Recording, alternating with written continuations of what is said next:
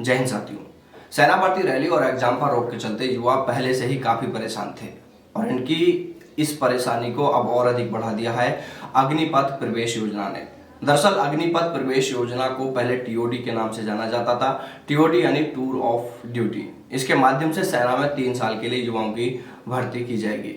अब जैसे ही 4-5 दिन पहले इसको लेकर समाचार पत्रों में, समाचार चैनलों पर यह न्यूज आई तो युवाओं में निराशा की लहर छा गई। युवा हिम्मत हारकर तैयारी छोड़ने की भी बातें कर रहे हैं। वहीं कुछ युवाओं का कहना है कि उनका आर्मी में जाने का सपना अब सपना ही रह जाएगा। लेकिन साथियों, सोचने वाली बड़ी बात यह है कि देश में आर्मी, एयरफोर्स व नेवी की तैयारी करने वाले युवाओं की संख्या देश में करीब 1 करोड़ से भी अधिक है। अगर ये युवा वास्तव में सभी मिलकर अपने हक के लिए आगे आए तो क्या सरकार आपसे आपका हक छीन सकती है?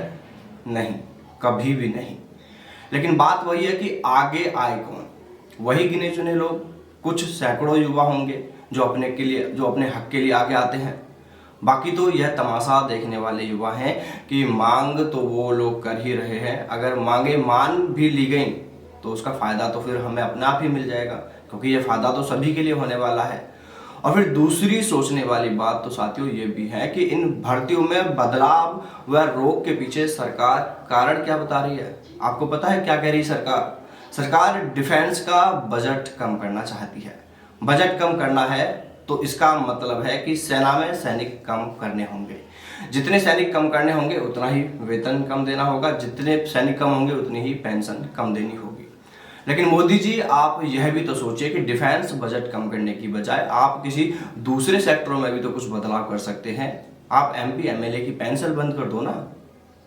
हमारे कहने का मतलब यह है कि अगर सरकार के पास बजट का अभाव है तो डिफेंस सेक्टर को छोड़कर इतने सारे खूब सारे डिपार्टमेंट है ना, उनमें बदलाव कीजिए। दूसरी सरकारी नौकरियों में वेतन कम दीजिए, पेंशन कम कर दीजिए, या फिर कुछ अलग ही ऐसा काम किया जाए जिससे कि बजट की कमी ही नहीं आए। आप कह रहे हैं कि सेना में 3 साल के लिए भर्ती करेंगे। अरे जनाब, इन युवाओं को 3-3, 4-4 साल, यहाँ तक कि काफी युवाओं को तो 5-5 साल तक तैयारी करते करते हो गए हैं। अब ये इतनी मेहनत करने के बाद 3 साल के लिए सेना में जाएंगे और फिर 3 साल बाद ये क्या करेंगे? 3 साल में इन्हें ऐसे कौन से सॉफ्टवेयर में डालकर इनकी धुलाई करेंगे या इन्हें ऐसा ट्रेंड करेंगे जिससे कि 3 साल बाद इन्हें कोई भी बड़ी कंपनी अपने यहाँ मैनेजर की पोस्ट पर रख लेगी? ऐसी कौन सी स्किल इनके अंदर डेवलपमेंट कर दी जाएगी जिससे कि उन्हें अच्छी खासी प्राइवेट नौकरी मिल जाएगी?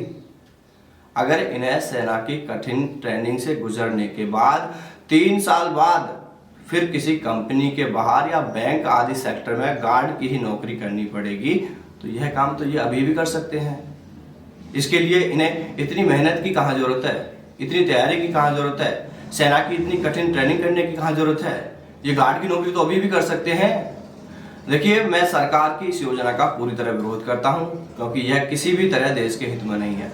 हाँ, वो अलग बात है कि अगर सरकार की मंशा ये है कि देश के लगभग सभी नागरिकों को सेना की ट्रेनिंग कराई जाए ताकि भविष्य में कभी जरूरत पड़े, कोई ऐसा समय आ जाए तो वो लोग काम आ सकें, तो वो एक अलग बात है। लेकिन आप इसके लिए क्लियर तो करें कि अग्निपथ योजना लागू होने के बाद सेना की ओपन, रिलेशन व अन्य तमाम भर्तियां जो अभी तक हो रही हैं उन पर इसका कोई असर नहीं पड़ेगा, ताकि युवाओं को सही और पूरी जानकारी मिल सके, वो डिप्रेशन से बाहर आ सकें, वो अपनी तैयारियों में जुटे रहें। देखिए साथियों, हम सभी मिलकर युवाओं की इन मांगों को उठाएंगे और इस अग्निपथ प्रवेश योजना का विरोध करेंगे। और आपको बता दें कि दिल्ली में भी आंदोलन चल रहा है और 25 अप्रैल को एक बार बड़ी संख्या में फिर युवाओं के दिल्ली पहुंचने की बात कही जा रही है। इसको लेकर संदीप फौजी की ओर से पूरी जानकारी दी गई है। साथ ही हम भी जल्दी इसको लेकर पूरी जानकारी आपको देने वाले हैं। इसलिए आप हताश निराश होकर न बैठें, क्योंकि अब आपको अपना हक लड़कर ही लेना होगा। देश में बड़ा आंदोलन करना ही होगा और इसके लिए जल्दी बैठक कर पूरी जानकारी भी आपको दी जाएगी। तो चलिए साथियों, फिर मिलते हैं सेना भर्ती से जुड़ी किसी नई अपडेट के साथ। तब तक सावधान रहें, दलालों से दूर रहें और हाँ, फर्जी एकेडमी संचालकों से भी दूर रहें।